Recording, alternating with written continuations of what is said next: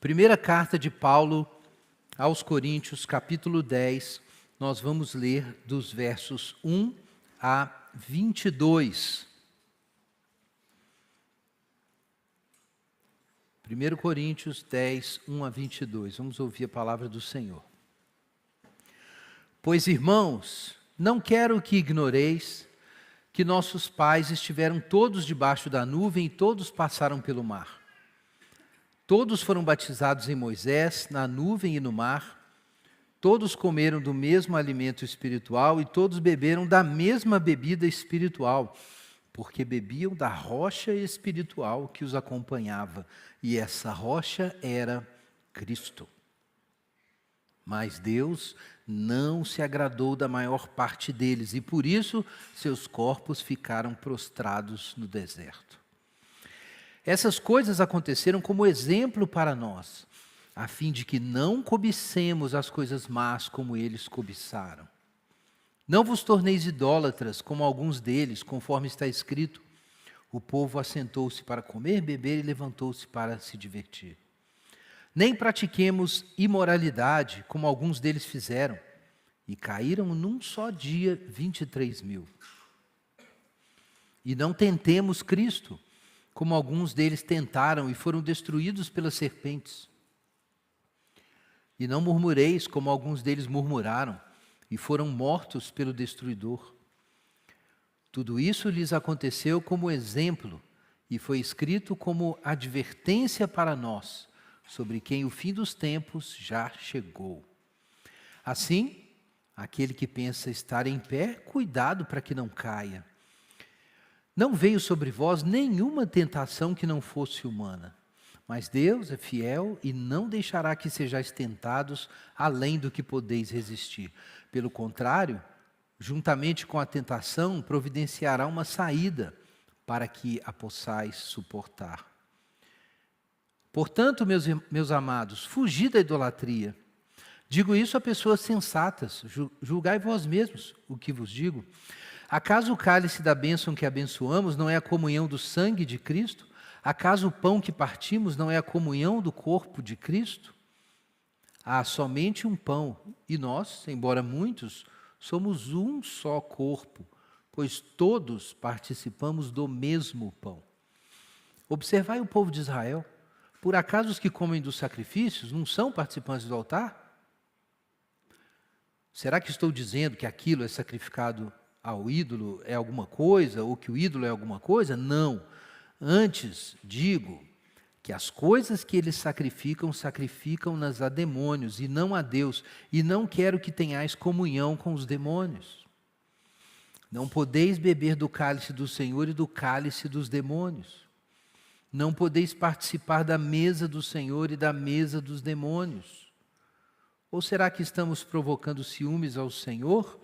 Por acaso somos mais fortes do que Ele? Amém. Vamos orar. Pai Santo, nos dá entendimento, Senhor, em nome de Jesus. Nos dá obediência também, Pai. Santifica a Tua igreja, é o que nós pedimos. Em nome do Teu Filho. Amém.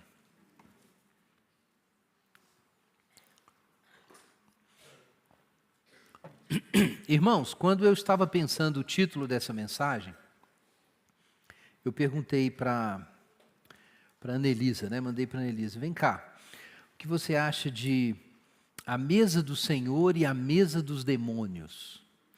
Ela falou assim: pai, pesado demais, não dá não. Faz assim, a mesa do Senhor e a mesa das sombras, a mesa dos ímpios, a mesa dos demônios. Então a gente não pôs. Ficou a mesa do Senhor e as mesas do mundo. Mas eu vou falar da mesa dos demônios. Mas foi um bom conselho. Porque, na verdade, aqui nós não temos só duas mesas. Aqui nós temos 3 mesas. E esse é o tema da nossa mensagem, as 3 mesas. E eu acho que os irmãos vão entender isso com alguma facilidade, porque o texto é bastante claro, não é um daqueles textos difíceis de entender no apóstolo Paulo, como Pedro observou. Irmãos, esse capítulo 10 faz parte de um bloco maior da primeira carta aos Coríntios, cujo tema é a comida sacrificada aos ídolos e como a gente deve lidar com isso. Essa sessão começa, veja aí na sua Bíblia, no capítulo 8, versículo 1. Paulo abre a discussão assim: quanto à carne sacrificada aos ídolos, e ele segue em diante seu argumento. Então esse é o grande assunto. No capítulo 8, verso 1 a 13, o assunto é o conhecimento que nós temos a respeito disso. Os coríntios sabiam alguma coisa, eles tinham uma opinião já bem formada sobre a comida sacrificada aos ídolos. E Paulo observa isso. Olha o que ele diz, ainda no verso 1. Quanto a esse assunto da carne sacrificada aos ídolos, sabemos que todos temos a ciência, todos temos o conhecimento. Então, Paulo está tratando de um assunto que havia uma opinião formada na igreja, mas Paulo acha que tem um problema nessa opinião, tem alguma coisa muito incompleta. E ele já começa no primeiro versículo lançando sua objeção. Que bom, todos temos a ciência. No entanto, a ciência, o que diz aí na sua Bíblia? Olha na Bíblia aí. A ciência é o quê? Incha. A ciência dá ocasião à arrogância, é o que diz a século 21. Mas o amor edifica. Pronto, Paulo já deu o tom aqui. O que Paulo quer dizer é que a gente não toma decisões apenas com base no conhecimento. A gente precisa do amor. E isso é muito importante, porque a ciência e a competência, irmãos, não são capazes de vencer o mal. É por isso que muito crente entra em parafuso quando começa a estudar teologia, lê muito livro, mas o amor não amadureceu na vida dele o tanto que o seu conhecimento amadureceu. E aí ele capota. Isso é extremamente comum. Ele capota. Porque a vida cristã é orientada pela ciência, mas ela é alimentada pelo amor. Você não pode ficar só no conhecimento. E os coríntios sabiam, teoricamente sabiam o que fazer. Mas a gente vai ver que na falta do amor, na verdade eles não sabiam. Aquilo é uma inflação arrogante. Então, Paulo, inclusive, joga duro no verso 2, quando ele diz: se alguém acha que sabe alguma coisa, nem sabe ainda o que deve conhecer. Mas se alguém ama a Deus, isso é conhecido dele. Então, Paulo começa, já colocando em contexto a questão. Ele diz assim: eu sei que vocês sabem muito, mas o saber muito ainda é pouco para ser crente. Ainda é pouco. Tem outras coisas. Tem o amor. E então, Paulo vai apresentar o seu argumento básico. No capítulo 8, ele vai dizer o seguinte, basicamente: não tem problema comer carne sacrificada aos ídolos. Não tem problema. Ele diz isso claramente, verso 4. A gente sabe que o ídolo não é nada, não tem outro Deus, versículo 4. Porque mesmo que existam supostos deuses, na verdade, versículo 6, a gente sabe muito bem que só tem um Deus, o Pai, de quem vêm todas as coisas, e para quem nós vivemos, e um só Senhor, Jesus. Tudo existe por causa de Jesus. Nem todo mundo sabe disso, mas essa é a realidade. Ou seja, a carne foi sacrificada a Afrodite, foi sacrificada a Apolo, foi sacrificada a Zeus. Tanto faz, ninguém existe. Tem nada disso. Desses deuses, nós somos ateus, só tem um Deus. Okay? Mas a carne foi sacrificada a uma divindade das religiões de matriz africana. Não existe também, não. Nenhum daqueles deuses das religiões de matriz africana existem. É tudo viagem. Nós somos ateus, gente. Ateus desses deuses. A gente não acredita em nada disso. E tem outras coisas que a gente é ateu também. Algumas ideologias modernas, a gente é ateu delas. A gente é ateu particularmente da ideia de que a autenticidade vai te fazer um ser humano completo. Então, a gente não acredita nesse Deus chamado selfie moderno, também não. Então, a gente não acredita em um monte de coisa. O crente não é só uma pessoa que acredita, ele também é uma pessoa que desacredita. O crente tem que entender isso. Ser crente não é ser crédulo. A gente não acredita. Esses deuses não existem. Então, se a carne foi sacrificada para eles, tanto faz. Paulo é claro sobre isso, ainda cita os Salmos. Do Senhor é a terra e a sua plenitude. Ele vai citar mais para frente aí no trecho. Então, tanto faz. Mas o arroz foi consagrado para Santo Expedito. Tanto faz. O arroz do Santo Expedito, do São João, tanto faz. Pode comer tudo. Não tem problema. Eu sei que é difícil, porque o crente tem uma mente mágica Então, às vezes, ele confunde as coisas com outras religiões. Vejam bem, a gente não acredita que esses deuses existem. E do Senhor é a terra e a sua plenitude, tudo é de Deus. Então é o seguinte, não importa o que for, a gente pode falar de produtos culturais, de produtos da natureza, isso não importa. Livros, inteligência humana, ciência, não tem problema. Eu lembro quando, nos anos 80, era pecado bateria e rock. Não podia, tem umas igrejas que ainda não pode. Não podia, gente. Não podia. Bateria não era de Deus. Quando tocava a bateria, chamava os demônios. Já viram isso? Que quando toca, o demônio vem porque tocou a bateria. Gente, viagem. Não tem nada disso. Não existe. O Senhor é a terra e a sua plenitude, ponto final. Esses deuses não existem. E eu lembro que foi um escândalo quando foi regravado, né, aquela música God Gave Rock and Roll to You, pelo Petra. Hoje é coisa antiga, né? Mas na época foi um escândalo. Os jovens da igreja contrabandeavam as fitas e os discos para poder ouvir, que era proibido. Mas eles estavam certos e os pastores estavam errados. God Gave Rock and Roll to You, de verdade. Apesar de que ninguém toca rock mais, né? Mas enfim. Então, esse é o argumento dele. Mas Paulo vai dizer o seguinte no capítulo 8. Isso não significa que você pode ser descuidado. Porque se você come carne sacrificada aos ídolos, e uma pessoa que é fraca na fé, ou não crente, é induzida a honrar os deuses, ou sente culpa, porque no coração e na mente dela, ela está honrando os antigos deuses, ela tem uma memória afetiva, então ela vai comer aquela carne ali, ela se conecta emocionalmente, espiritualmente com a experiência dela. Então Paulo diz, não coma com essa pessoa, porque você tem que proteger o seu irmão. Então as pessoas têm limites também. Então, ok, Deus te deu rock and roll, mas se tem um irmão que usava o rock and roll para pecar, então evita tocar o rock and roll perto dele.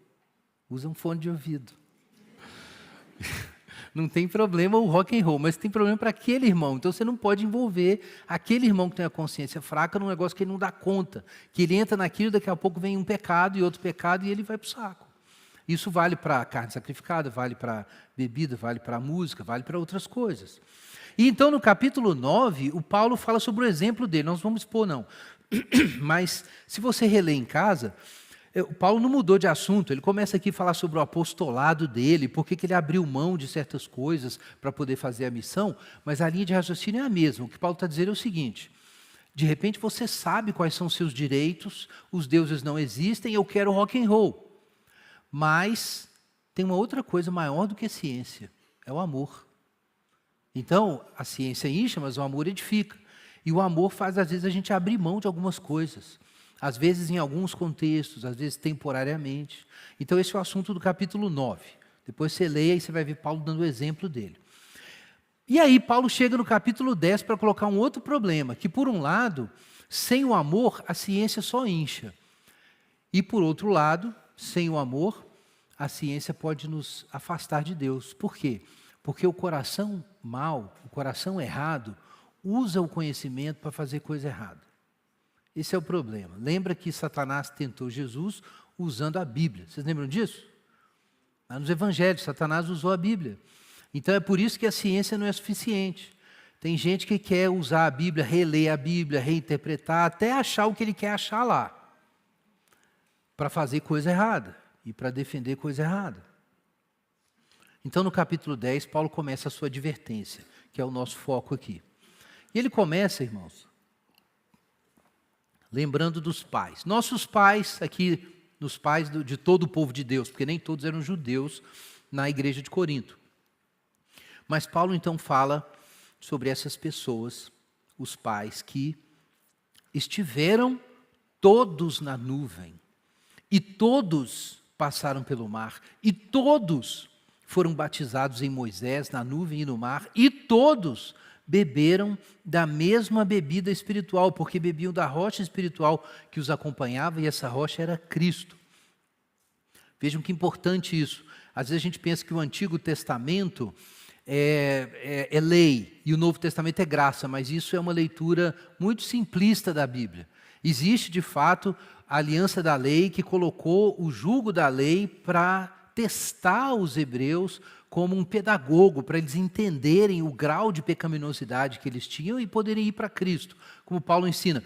Mas a mensagem do Antigo Testamento é alinhada com o Novo, ainda é graça. E Paulo chega a dizer aqui que a pedra da qual eles beberam era Cristo. Ou seja, a redenção do Antigo Testamento já era uma antecipação da salvação que a gente encontra no Novo Testamento, ok? A grande mensagem das Escrituras é a graça. É a graça, ok? Então, cuidado com esse negócio, tipo assim, mas o Antigo Testamento é lei e a gente não precisa considerar. Não é assim que funciona. A gente precisa ser mais sutil. Mas vamos ao ponto crucial. Vocês notaram que Paulo fala de batismo e fala de comer e beber. O que Paulo está falando aqui, gente? Dos sacramentos. Ele está dizendo que os antigos experimentaram algo parecido com o que nós temos hoje na igreja, que é o batismo e a ceia do Senhor. Então ele está dizendo, olha, vocês foram batizados? Vocês tomam ceia todo domingo? Pois bem, o povo que estava lá no deserto foi batizado em Moisés, na nuvem e no mar. Eles tiveram o batismo, foram separados do Egito para poder chegar a Canaã. Eles comeram da comida espiritual, o maná, e beberam da bebida espiritual. Então eles estavam, aparentemente, em plena comunhão. Mas, o que Paulo diz aí? Versículo 5. Deus não se agradou da maior parte deles e seus corpos ficaram prostrados no deserto. O que Paulo quer dizer com isso? Tem uma mensagem ali no Antigo Testamento. É que você pode chegar muito perto da graça. Você pode estar na igreja. Você pode receber os sacramentos. Você é batizado e você recebe o sacramento todo domingo. E você morre no deserto. Pode acontecer. É isso que Paulo está dizendo. Pode acontecer. Então aqui, abre o olho. Paulo está dizendo isso. Abre seu olho, vocês aí que acham que a ciência vai fazer vocês atravessarem o deserto e chegarem em Canaã. Abre o seu olho, porque é a coisa mais complicada. Por que Deus não se agradou deles? Versículo 6. Isso é um exemplo para a gente não cobiçar como eles cobiçaram. A cobiça pode te derrubar. A concupiscência pode te derrubar no meio do caminho. No meio do caminho você começa a desejar mais as coisas do mundo do que as coisas do Senhor, e você ainda está na igreja, mas seu coração não está ali mais. Você está ali sob a nuvem com Moisés, comendo maná, mas seu coração está onde? No Egito. E se o seu coração estiver no Egito, você recebeu tudo, ouviu a palavra de Deus, tomou a ceia e vai morrer no deserto. Por quê? Por causa da cobiça. Você tem que tratar a cobiça. O crente não pode simplesmente ir para a igreja e pronto. Uma batalha continua. Não é porque o faraó ficou lá para trás que você ainda não tem um faraó dentro de você ainda, puxando o seu pé. Esse faraó é você mesmo. E a gente ainda precisa ser tratado. E Paulo começa a destrinchar que cobiça é essa. Versículo 7. Idolatria. Olha aí na sua Bíblia. Foram idólatras, como está escrito, o povo se assentou a comer e beber e se levantou para divertir. Ele está aludindo aqui ao episódio do bezerro de ouro, lá em Êxodo. Ele faz uma alusão. Então aqui é o bezerro de ouro. Deus está demorando a responder e me dá o que eu quero. E a gente está apavorado, porque a gente saiu do Egito e não sabe o que faz. Moisés não desce, então a gente faz o nosso próprio Deus aqui. E aí nós temos o bezerro de ouro. É idolatria. E do que vem da idolatria? Verso 8, imoralidade. Não é o que está lá em Romanos também, capítulo 1? Os homens, tendo conhecimento de Deus, não o glorificaram como Deus, nem lhe deram graças, se tornaram nulos em seus raciocínios, o coração se obscureceu, inculcando-se sábios, tornaram-se loucos, mudaram a glória do Deus incorruptível em imagem de homem corruptível, aves, quadrúpedes e répteis, idolatria. Então o que Deus fez? Deus os entregou às concupiscências do seu coração para praticarem todo tipo de imoralidade. É o que Paulo diz em Romanos 1. Então a ordem é essa. Você começa a adorar deuses falsos e aí o vazio da concupiscência abre no coração, porque sem a alegria do Senhor, como é que você vai viver nesse mundo? E aí você vai tapar com o quê? Com imoralidade. E começando com a imoralidade sexual, e depois vem outras. Então a idolatria sempre vem trazendo atrás isso, né? A desordem dos afetos, a desordem dos amores. Eles se desorganizam, ficam alucinados. E aí depois da da imoralidade, nós temos tentar a Cristo, versículo 9. A Bíblia é clara, não tentarás o Senhor teu Deus, mas você vai começar a tentar a Deus, você começa a andar na corda bamba, começa a andar lá nos limites da fé, começa a ficar fazendo coisa errada e achar e apostar na graça de Deus, ou então você começa a querer negociar com Deus e começa a fazer um toma lá da cá e querer colocar condições para Deus. Deus, eu vou ser crente se for assim, eu vou ser crente se for assado, e aí você começa a tentar a Deus. E tem gente às vezes que dá até uma desviadinha, né? Já viu isso? Tem crente que acha isso, estou cansado de Deus, da igreja, vida cristã é muito difícil. Eu vou dar 5 minutos, vou dar uma desviada para eu relaxar. E aí o cara fala, vou sair da igreja uns meses, vou sair da igreja uns 6 meses, e aí acha que vai voltar. Não volta. Não, você acha que vai voltar, que dá para jogar com Deus. Não volta. É cheio de casos assim. O crente dá uma desviadinha, vai embora, só que lá fora ele morre. Ele começa a ficar bem, ficar feliz, e começa a achar que na verdade ele não precisa de Deus. E daqui a pouco ele nunca mais volta.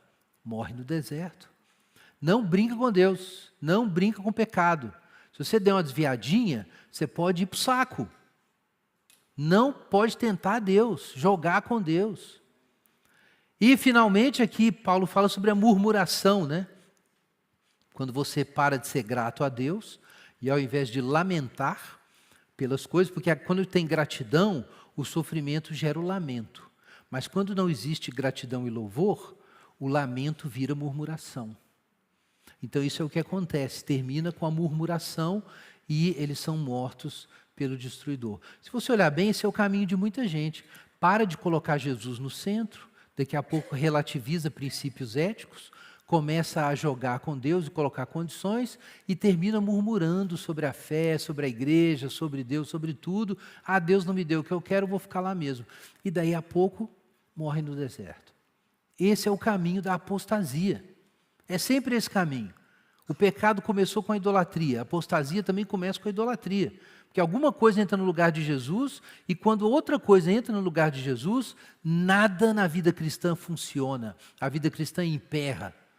E aí, quando ela emperra, você acha que o problema é a vida cristã. Não é. O problema é o coração idólatra. Que aí não funciona. Não foi feito, o cristianismo foi feito para funcionar no ambiente da idolatria. Por que isso tudo foi contado lá? Verso 11. Exemplo. Advertência para quem? Para um povo que vive num contexto muito especial. Olha aí na sua Bíblia. Aqueles para quem o fim dos tempos já chegou. O caso no Novo Testamento e no tempo da igreja é muito mais grave do que naquela época, porque aquele povo ainda estava vivendo na tipologia, ainda estava antecipando as coisas. Mas, irmãos, os crentes sabem melhor. A gente sabe o que tem que fazer, não é simplesmente porque a gente sabe que tem o certo e o errado. Tá? Muita gente pensa que a vida cristã é uma questão de você entender que tem a coisa certa e tem a coisa errada, e você rejeita a coisa errada. Mas isso seria moralismo, se fosse só isso. O que te faz viver a vida cristã é mais do que uma consciência de certo e errado. O que faz a vida cristã é uma consciência de realidade. Mas que consciência é essa? É que depois que você contempla a cruz de Jesus, você entende, por um lado, a revelação da maldade do mundo contra Jesus, porque isso já expõe a realidade do que é o mundo sem Deus. E por outro lado, o amor de Deus dado ali na pessoa de Jesus, mas então Jesus ressuscita dos mortos.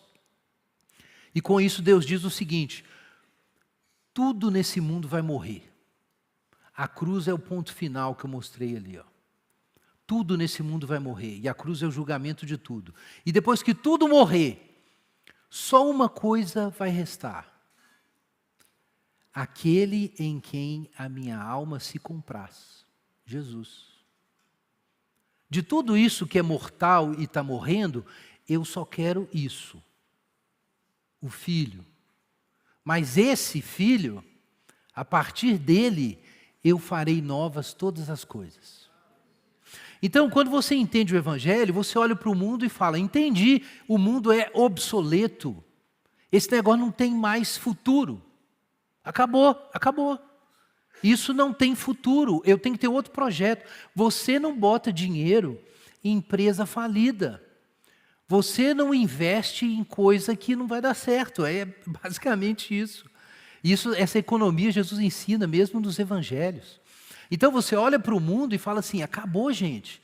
Porque isso vai morrer, isso está condenado, e tem uma coisa totalmente nova que vai durar para sempre, Jesus Cristo. Então agora esse é o meu mundo. Então para o crente é uma questão de realidade, não é uma questão só de certo e errado, também é, mas é uma questão de realidade. O mundo foi condenado e um novo mundo começou. O que eu vou fazer perdendo tempo aqui? Então para nós, os fins dos séculos chegaram, o mundo acabou para o crente. O Apocalipse, já nesse sentido metafórico, já foi. O fim do mundo já aconteceu. A gente já está vivendo para uma outra coisa. É um outro projeto, é uma outra realidade.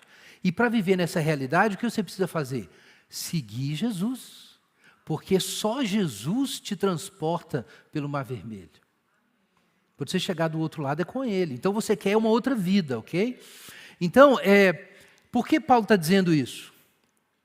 Porque você que é crente, está acostumado aí, batizado, toma ceia, está na igreja, está no mundo também, tentando aí dar o testemunho, nem sempre, mas você, de repente, acha que você está muito bem. E você não entende que tem uma guerra acontecendo. Tem uma batalha acontecendo. O texto é claro, esse povo estava no deserto, mas Satanás estava na cola deles. Lembra de Jesus no deserto sendo tentado pelo diabo? A vida cristã é um ambiente de luta, de conflito. Porque nessa passagem, a gente ainda vai ser assediado por Satanás. O mundo, a carne e o diabo continuam atuando para a gente não chegar na terra prometida. Então você não pode ser arrogante. Versículo 12. Olha aí. Aquele que pensa estar de pé, é o caso dos coríntios, né? Presta atenção, cuidado, porque essa travessia guarda riscos. Nós temos o exemplo lá no Antigo Testamento, o povo morreu no deserto. Então isso é um exemplo para nós, nesse momento crítico da transição entre a velha criação e a nova criação. Essa transição não é pacífica, ela é conflituosa, difícil, é uma batalha. Paulo disse que, inclusive, você tem que vestir uma armadura para dar conta. Lá em Efésios. O pau vai quebrar. Satanás está presente para puxar seu pé. E o seu faraó interior está doido para abraçar Satanás. Então, aquele que está de pé, olhe para que não caia. Paulo não está dizendo, Paulo não quer deixar os crentes desesperados. Ele diz no verso 13, gente, não é que essas tentações serão insuportáveis. Dá para vencer, dá para atravessar, diz Paulo. Olha aí no versículo 12. Por quê? Porque nessa travessia, sozinho a gente não está. Deus é fiel e não deixará que sejais tentados mais do que podeis resistir. Junto com a tentação vem o escape. Então os escapes existem. Na verdade, quando Deus dá o alimento espiritual e a água espiritual, e você foi batizado em Moisés, Deus está te dando os recursos para você esquecer o Egito. Então esqueça. Não faça essas coisas mecanicamente, viva essas coisas. Se aproprie dessas coisas, o escape está presente para você sair. Então você tem que enfrentar esse problema. E Paulo está aos poucos costurando o ponto para ele chegar no versículo 14 e colocar o problema. Olha aí na sua Bíblia. Apesar de toda a ciência que os coríntios tinham sobre ética e sobre o que podia e não podia, eles estavam sob risco de idolatria. Portanto, meus amados, fugi da idolatria. Nós temos uma pista do que os coríntios estavam fazendo lá no capítulo 8. Volta lá um pouquinho. No capítulo 8, versículo 9.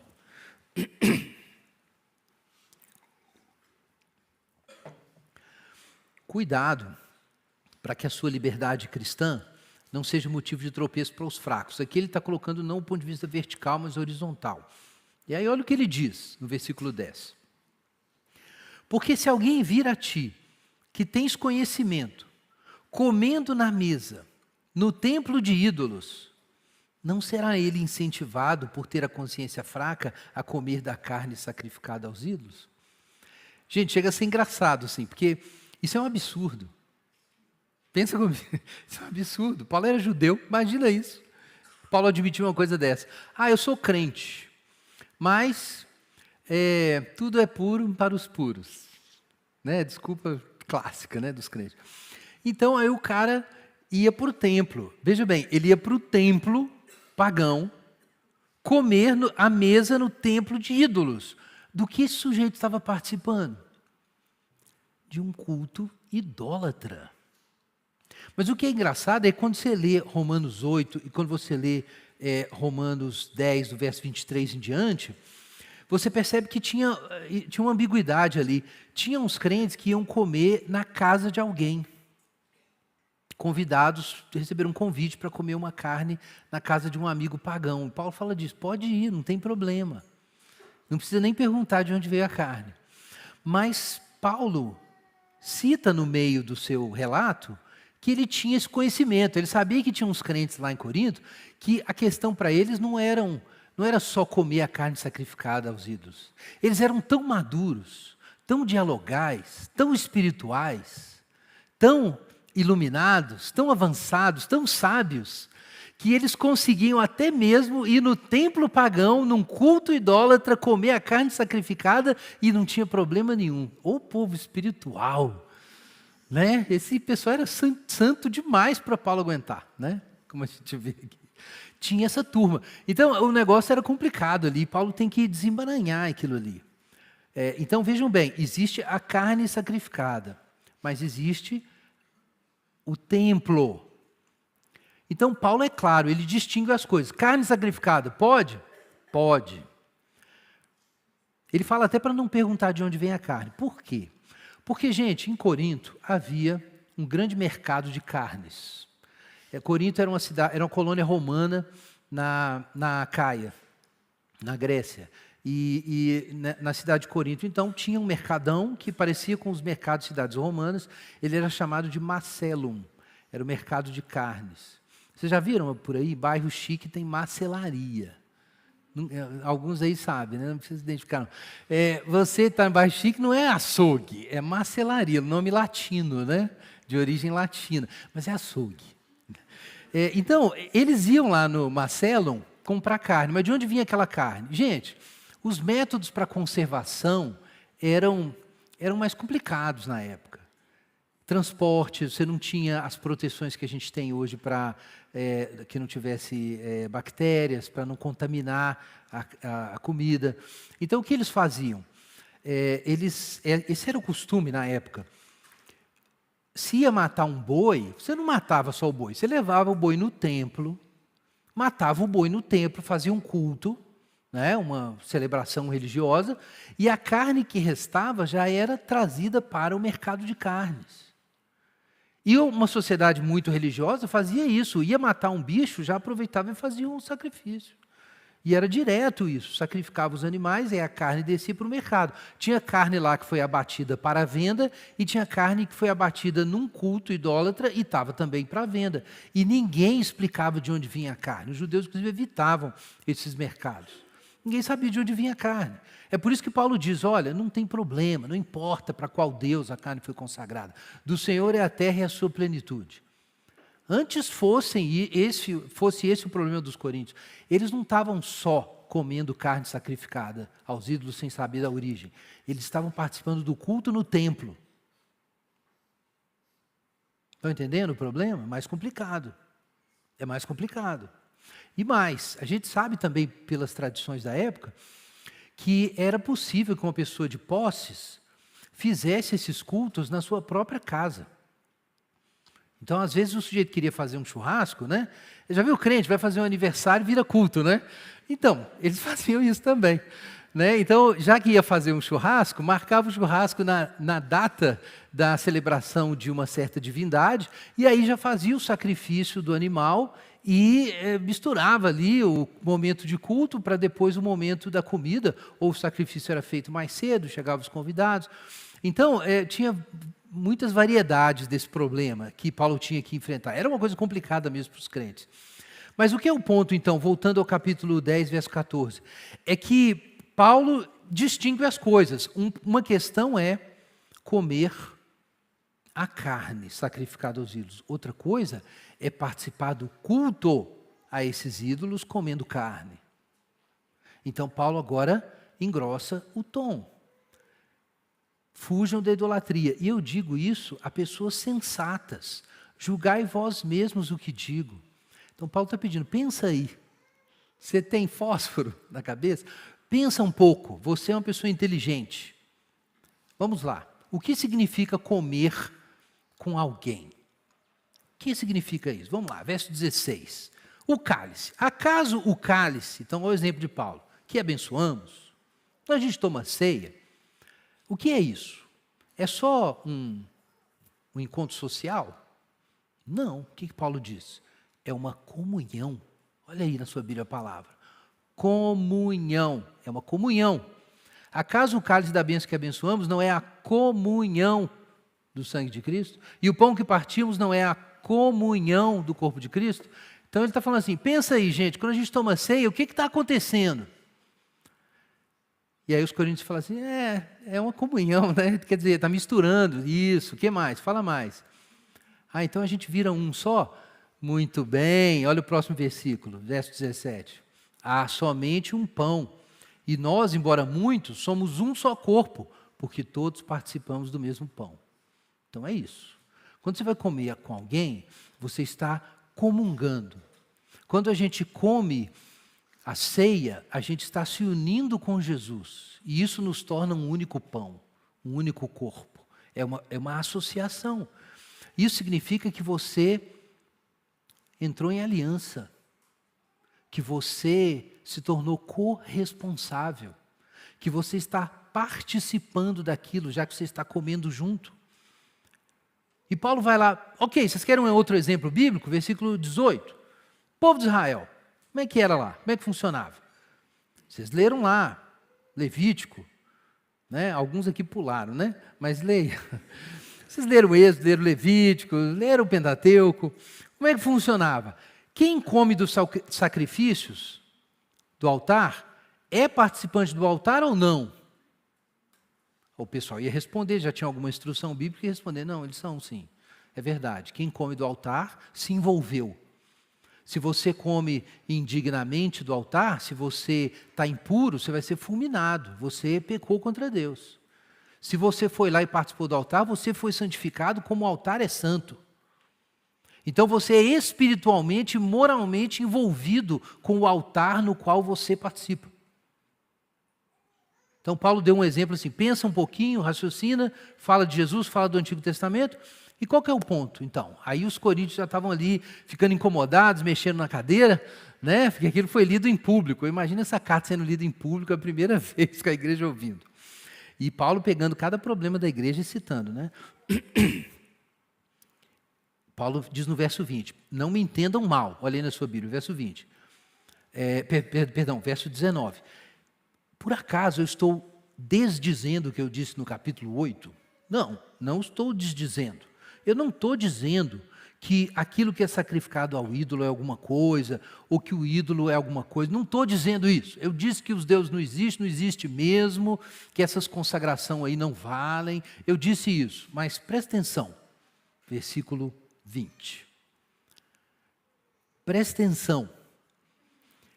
Antes, o que eu estou dizendo é que as coisas que eles sacrificam-nas a demônios e não a Deus. E eu não quero que tenhais comunhão com os demônios. Então pronto, chegamos no ponto doído aqui da questão. Depois de muitos versículos. Tem problema comer a carne sacrificada? Não. Mas o gesto de sacrifício tem problema. A carne é de Deus. O sujeito que sacrificou é de Deus, porque do Senhor é a terra e a sua plenitude. Mas o gesto de consagração a demônios, não, é uma coisa diferente. O problema é o sacrificar, é o gesto, é o culto, é a idolatria. Esse é o problema. Então, vejam que a questão não é os ídolos, eles não existem mesmo. Quando alguém está entregando, fazendo uma oferta a uma divindade que não existe, essa divindade não está recebendo nada. Mas demônios estão recebendo. E esses demônios estão recebendo a revelia da consciência dos pagãos. Os pagãos acham que estão adorando aos seus deuses, mas estão cultuando demônios. E os demônios são muito piores do que os seus deuses. Zeus era louco, mas tinha algumas virtudes. Afrodite também. Mas os demônios que estão recebendo esse culto, não. Os deuses não existem, mas os demônios existem. Os deuses são feitos a partir de uma corrupção imagética do conhecimento de Deus. Você confunde o conhecimento de Deus com uma coisa terrena e caída e mistura as coisas. Então você atribui algumas coisas divinas, mas de forma corrompida. Então até mesmo nos ídolos tem alguma coisa boa que nos demônios não tem. Por isso que a gente tem que diferenciar as coisas. A pessoa que está adorando falsos deuses em outras religiões, às vezes ela não sabe que está adorando outros deuses. Às vezes ela está adorando coisas de Deus na representação falsa de Deus que ela fez, mas de forma distorcida. Porque ela misturou com os pecados do coração e com distorções da nossa natureza adâmica. Mas quem está recebendo aquilo é demônio. Porque demônio quer que você fique longe de Deus. E ele vai usar qualquer coisa, até mesmo algo muito parecido com Deus, mas que não é Deus. E aí você acha que está cultuando a Deus e está cultuando demônios. Então, diz Paulo, o ato religioso pagão, ele não é eficiente no sentido de te conectar com uma divindade, mas ele é eficiente para te manter preso a demônios, ele é eficiente. Então nós não podemos participar de cultos idólatras. Aí você podia pensar assim, ok, então Paulo proibiu a gente de sentar nas mesas. Não. Veja o que Paulo diz no capítulo 10 aí, na sua Bíblia, versículo 25 em diante. Comei de tudo que se vende no mercado e não perguntem nada, por causa da consciência, pois do Senhor é a terra e a sua plenitude. Portanto, se um incrédulo vos convidar e quiserdes ir, ide comer de tudo que for servido, sem nada perguntar, por motivo de consciência. Veja, Paulo não está proibindo a gente de comer com incrédulos, não é isso. Mas ele proibiu a gente de participar de sacrifícios a demônios. Então a coisa vai aos poucos ficando mais clara. São 3 mesas. 3 mesas. Existe a mesa do Senhor, que nos coloca em comunhão com o Senhor, nos une com o Senhor. E existe a mesa dos homens. A mesa dos homens a gente pode sentar. Por quê? Porque a gente precisa dar testemunho. Na mesa do Senhor a gente come o pão, que é o Senhor. Mas quando a gente come esse pão, a gente vira um grande pão, não é o que Paulo diz? Nós somos um só corpo, um único pão. E esse pão, como o pão Jesus, tem que ser distribuído. Tem que ser partido e distribuído. Então não é que Deus não te queira nas mesas dos homens. Mas é que entre as mesas dos homens, existem algumas mesas nas quais você não pode sentar. A gente deve sentar na mesa do Senhor e sentar nas outras mesas e falar do Senhor. Mas existem algumas mesas que a gente não pode sentar, são as mesas de demônios. O que são as mesas de demônios? São mesas nas quais as pessoas acham que estão celebrando uma coisa boa, mas na verdade estão promovendo a idolatria e a desobediência a Deus. Então essas mesas a gente não pode sentar.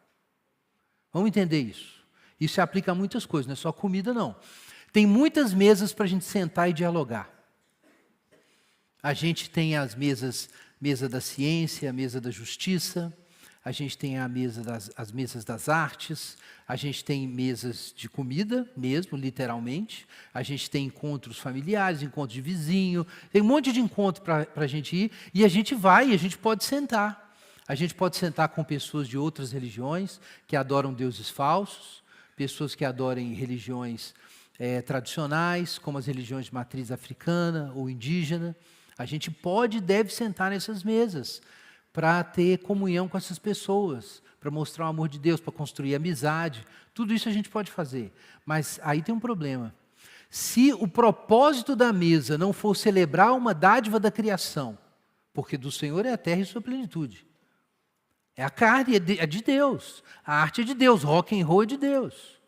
Se a gente sentar para celebrar uma dádiva da criação com um pagão, a gente pode sentar nessa mesa. Vamos sentar nessas mesas. Mas se a mesa foi feita para cultuar um Deus falso, para proclamar um evangelho falso, aí a gente não pode sentar. Tem muitos lugares para o crente dialogar, mas a gente não vai dialogar com demônios, ainda que as pessoas pensem que estão servindo a Deus.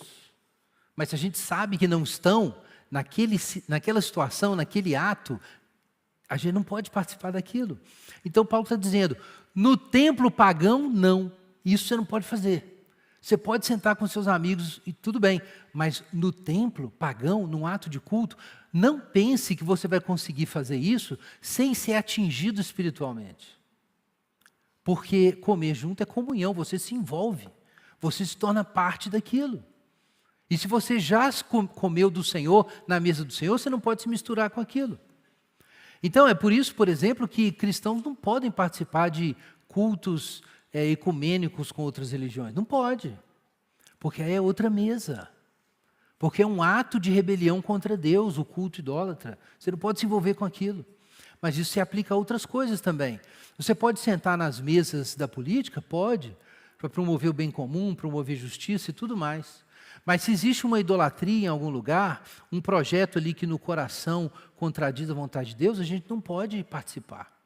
A gente não pode participar, por exemplo, de cultos que colocam candidatos políticos para falar como se fossem pregadores, para estar ali na mesa do Senhor, e os caras são pagãos, nem são crentes, mas às vezes são crentes, só que eles estão ali representando não a palavra de Deus, mas um projeto político. Talvez o projeto político seja bom, mas no ato de culto você não pode misturar as coisas.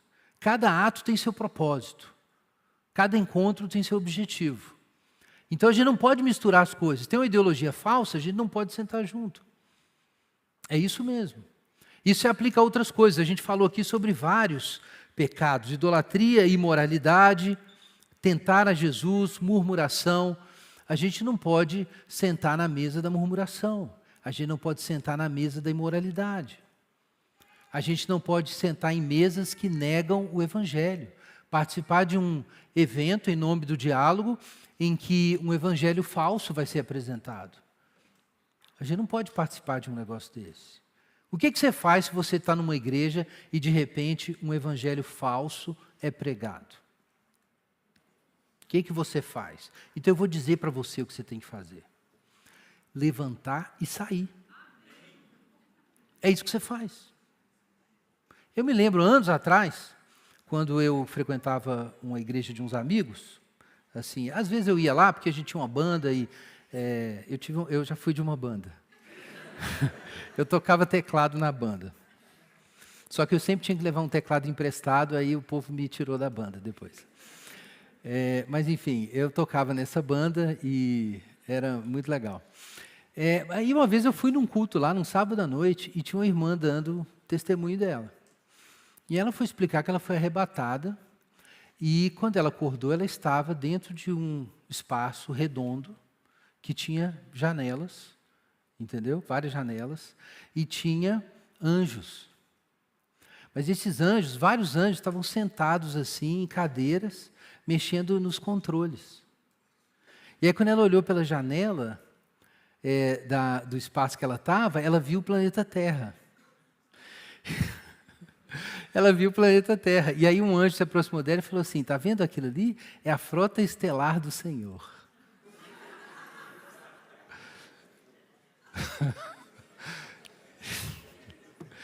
Então, irmãos, o que eu fiz? Eu levantei, eu falei assim: Alessandra, nós vamos sair daqui agora. Ela segurou minha mão assim: não, Guilherme, não. Nós vamos sair daqui agora. Agora, Alessandra, eu tinha o quê? 17 anos. Levantei bem lentamente, para que eu ficasse bem visível. E nós saímos como se fosse um casamento. Eu e a Alessandra. Gente, é isso que você tem que fazer, sim. Nesse caso é meio cômico, né? No caso, a pessoa é menos herética do que alucinada. Mas existem heresias. Existe doutrina falsa, existem cultos falsos. E o que você faz quando tem um culto falso? Você levanta e sai. Ou, na verdade, você nem entra. Você não entra. Tem coisa que não é para entrar. Um fenômeno que está acontecendo hoje no movimento evangélico, que é exemplar disso, são as chamadas igrejas inclusivas, que pregam um evangelho falso, que é um evangelho adocicado pelo culto ao self contemporâneo, que é essa ideia de que você tem que priorizar a sua felicidade e Jesus te entende. E Ele te entende tanto que você pode pecar sexualmente e viver de um modo inaceitável pelos padrões do evangelho. Você pode viver isso, pode viver desse jeito. Tem igrejas ensinando isso. Do ponto de vista da tradição evangélica e cristã histórica, isso é culto a falsos deuses. A felicidade e a autenticidade individual não podem se sobrepor à ética sexual bíblica, não podem. E tem gente fazendo isso. Tem gente ensinando isso. Tem igrejas casando pessoas que não deviam casar, casamentos igualitários. Pelo menos igrejas que seguem a Bíblia não podem fazer isso. É claro que as outras igrejas, todas as igrejas têm direito de existir. Todas as religiões têm direito de existir. Nós estamos numa democracia liberal. Nenhuma pessoa deve ser discriminada lá fora por causa disso. Mas os cristãos não podem confundir verdade com mentira. Então, se você é convidado para participar de um casamento igualitário, o que você faz? Você não pode ir, porque isso é outra mesa. É outra mesa, meu irmão, não pode. Porque ali você não está apenas celebrando algo da criação. Tem a ordem da criação lá em Gênesis. Deus criou a carne, Deus criou o sexo, criou o casamento. Tem um jeito de fazer. E aí você organiza um culto para celebrar uma união antibíblica em nome da felicidade, da autenticidade, nos mesmos termos da idolatria atual. O que você faz? Não vai. Você não vai. Ah, mas é meu amigo. Não vai, você é crente. Você tem que escolher se você vai sentar na mesa de Deus, do Senhor, ou na mesa dos demônios. E eu não estou dizendo que as pessoas são demônios, de modo algum.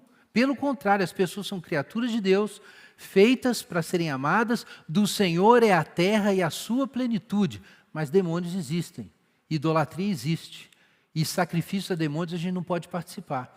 E as pessoas não sabem o que está acontecendo, mas é isso que está acontecendo. Então a gente não senta nessa mesa.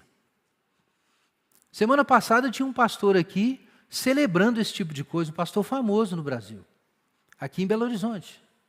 E teve gente aqui da igreja que foi lá. Não pode, gente.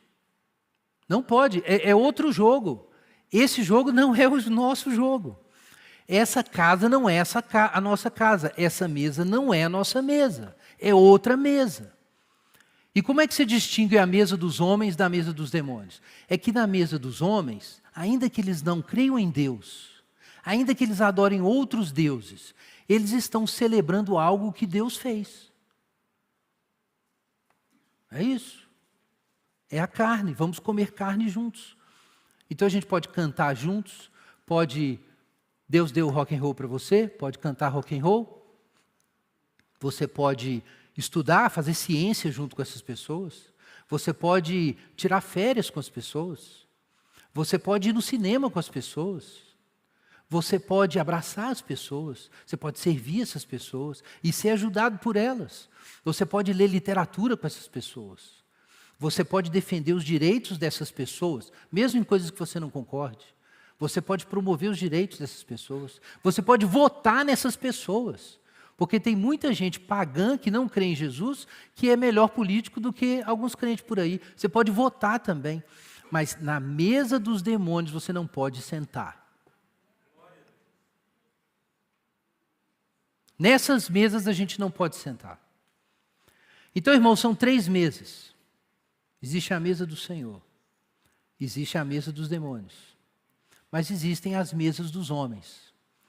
E eu quero lembrar disso, não tenham medo. Porque de repente você pode ficar tão medroso que você fala assim, não vou sentar em mesa nenhuma. Não. Você vai ter que exercitar o discernimento, ok? É um culto idólatra, é um encontro cujo propósito é afirmar uma negação do Evangelho e do Jesus verdadeiro. É isso. O centro do negócio é passar uma mensagem mentirosa, então você não senta lá. Mas em todas as outras mesas, na verdade, a gente tem que sentar. Porque quando a gente senta na mesa do Senhor e come do pão do céu, nós nos tornamos um pão que tem que ser distribuído nas mesas dos homens. E com a graça de Deus a gente vai discernir entre as duas coisas e glorificar a Deus nas mesas do mundo. Amém? Vamos orar, irmãos. Enquanto os irmãos distribuem os elementos. Peça ao Senhor discernimento. Peça ao Senhor para te mostrar a diferença entre a mão esquerda e a mão direita. Você não confundir as coisas. Peça ao Senhor para te dar temor para não sentar na mesa errada e coragem para estar nas mesas certas. Peça ao Senhor para você ser o pão para ser distribuído onde você está.